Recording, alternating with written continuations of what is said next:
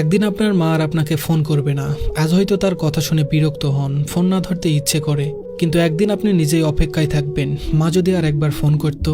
একদিন কেউ আর বলবে না, তোর মুখটা কেন শুকনো লাগছে, কিছু খেয়েছিস তো? যে মানুষটি নিজের সবকিছু বিসর্জন দিয়ে আপনার মঙ্গল চেয়েছে, নিঃস্বার্থভাবে ভালোবেসেছে, সে আর থাকবে না। আপনি চাইলেও আর সেই ভালোবাসার ছাই ফিরে যেতে পারবেন না।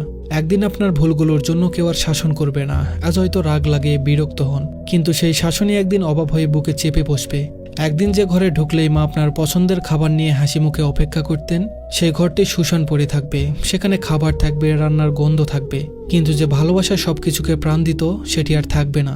একদিন আপনাকে দরজার কাছে দাঁড়িয়ে বিদায় জানিয়ে কেউ আর চেয়ে থাকবে না। আপনার পায়ের আওয়াজ মিলিয়ে যাওয়া পর্যন্ত অপেক্ষা করবে না। একদিন তার কণ্ঠস্বর চিরতরে থেমে যাবে। একদিন আপনি তাকে ডাকার জন্য চিৎকার করবেন, কিন্তু কোনো জবাব পাবেন না। তার হাতে মাথায় হাত বুলিয়ে দেওয়ার আর কেউ থাকবে না। রাত জেগে আপনার জন্য চিন্তা করার মানুষটি আর থাকবে না, যতই ব্যস্ত থাকুন না কেন। একদিন আপনি সব কাজ ফেলে শুধুই তার স্পর্শের অভাব অনুভব করবেন। তখন কোনো কিছু দিয়েই সেই শূন্যতা পূরণ করা সম্ভব হবে না। সময় খুব নিষ্ঠুর, এটি থেমে থাকে না, কাউকে ফেরত পাওয়ার সুযোগ দেয় না। একদিন শুধু স্মৃতির মধ্যে তাকে খুঁজতে হবে, তার পুরনো গলার স্বর রেকর্ডে শোনার চেষ্টা করতে হবে, পুরনো ছবিগুলো হাতে নিয়ে বোবা কান্না করতে হবে, কিন্তু কিছুই আর ফিরবে না, কেউ আর ফিরে আসবে না। আপনি কেবল অনুভব করবেন আপনার ভিতরে এক বিশাল শূন্যতা, যা কখনোই আর পূরণ হবে না। ধন্যবাদ সবাইকে।